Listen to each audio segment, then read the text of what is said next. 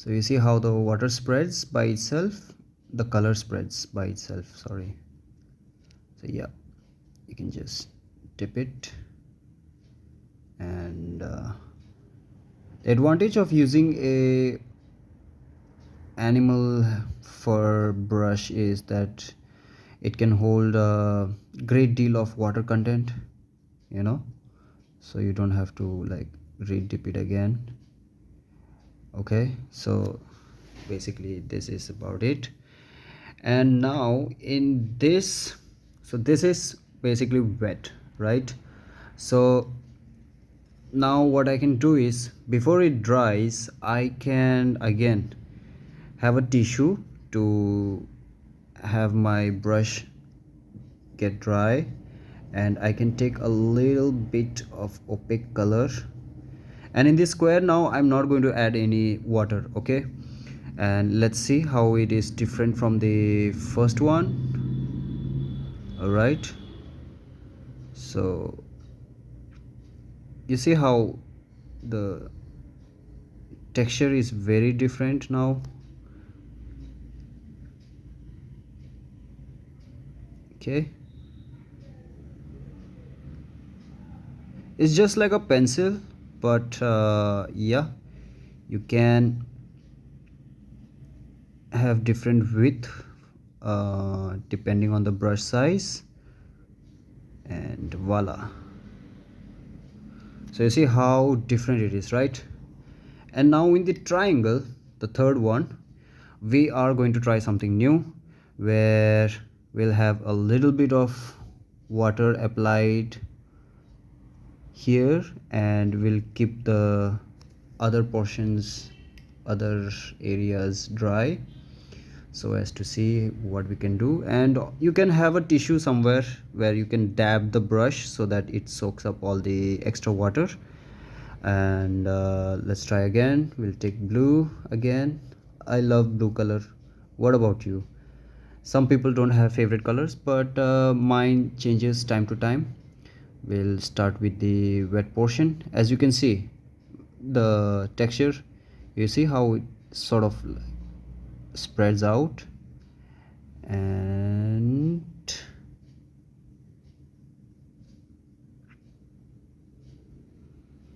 now this is the dry part.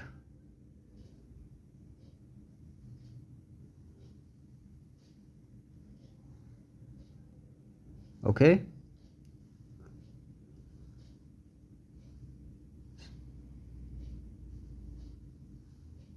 all right.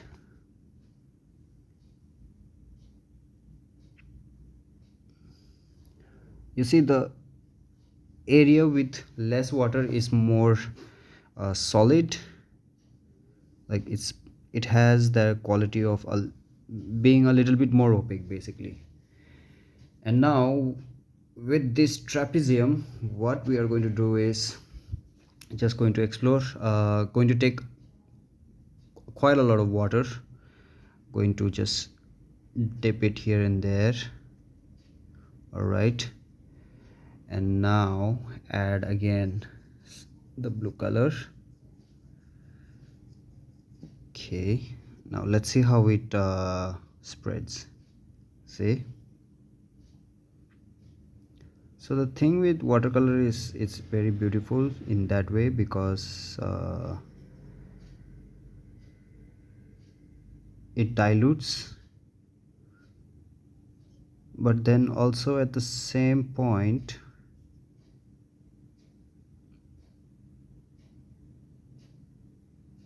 yeah, very similar to the first one, right?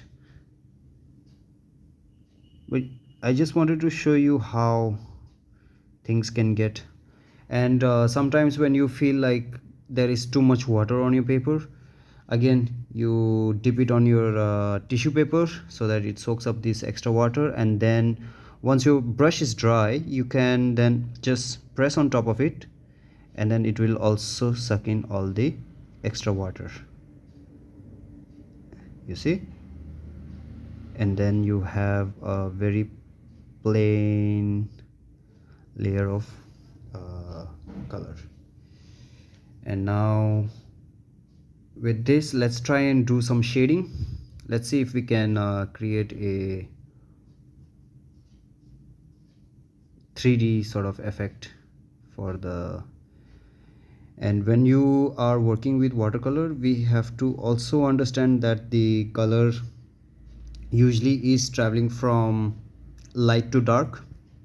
So you have very light colors first, and then you start adding layers on it, and then once some of these colors starts to dry, maybe we can do something on top of that to make sure that you get what I'm saying. Okay, there are a lot of techniques, but this is a general idea again, so whoever is watching, this is just a demo to allow you to understand how watercolor works if you are interested. And yep, you see how the water spreads. And let's say I have added, now I have added this color, right? And what I do now is just dip my brush in the water, clear the color. As you see, there's no color, it's just water. And now what I'm going to do is just use this water to dilute itself. Okay, so we have like a gradation sort of approach. And when we are working with watercolor, we usually have the white space.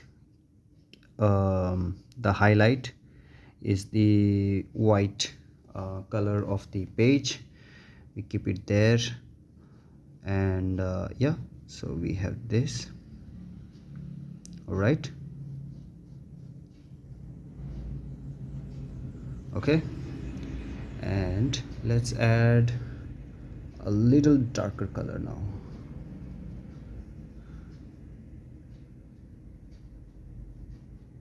I love working with watercolor. I think it requires a lot of patience, unlike acrylic color and oil colors. I mean, they also require patience depending on what sort of work you're planning to do, you know. So yeah, so we have this,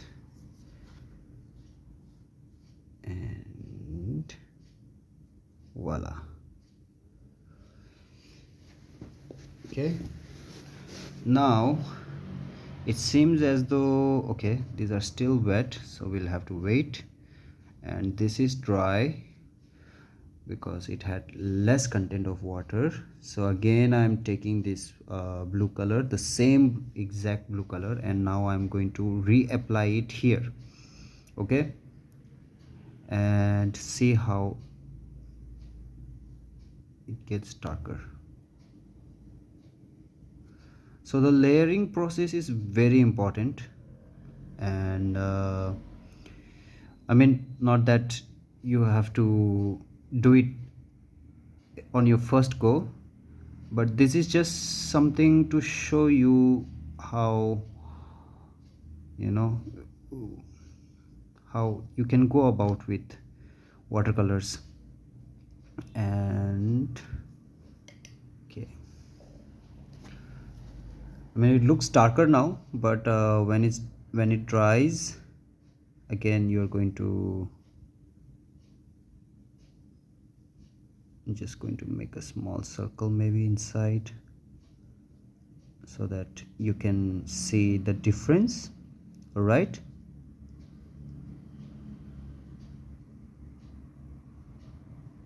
yeah, here we go. And now when you look at the texture, so the paper is also very important.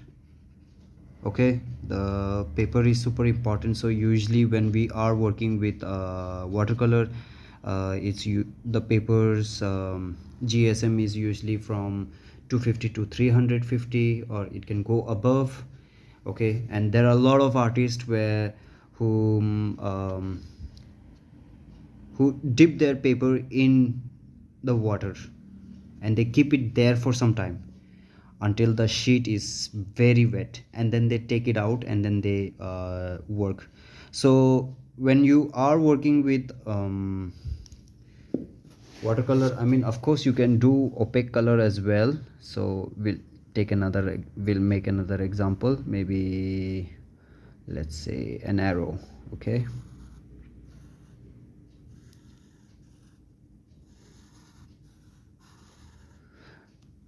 okay. Now with all of this, we had water added, right? Now here we are going to have very little water on the brush, but a lot of color on the brush. And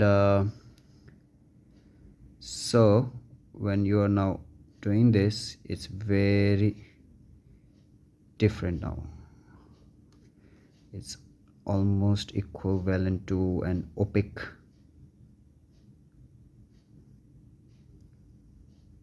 Right? And getting carried away. Woohoo.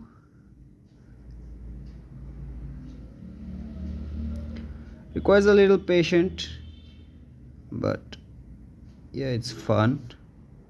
So this is what I usually do. I first make the borders so that my lines are okay, and then I fill it in, and maybe we'll just leave it tiny white. So yep, this is it for today. And yeah, I want you to do a lot of different shapes. I mean, it can be any shapes. Okay, this seems to be dried now, and maybe we can add. So I've taken this same blue, and maybe we can add a little texture to it. So I'll just dip a little bit, and so it may not look much, but it will definitely have an effect.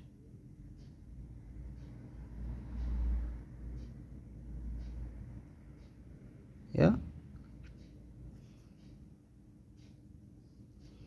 and watercolors are very interesting. And when I think it started from England, watercolors. So in India during the British era time, with the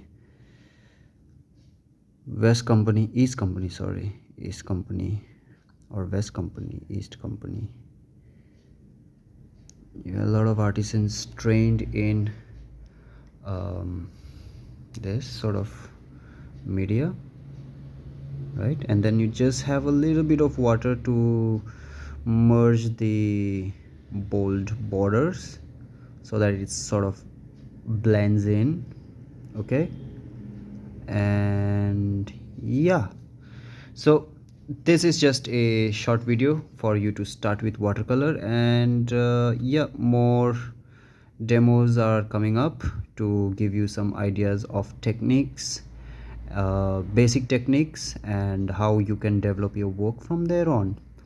So this is like what I think the brush number is around 8 or 6, and it can go as big as like this. And then it all depends on your work, what sort of work you have.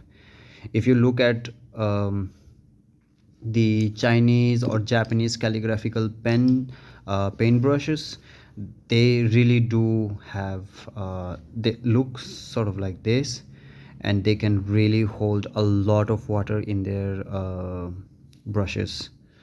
Okay, and also because the calligraphy work that they do is like really big. And yeah, I think that is good for another video to give you a demo.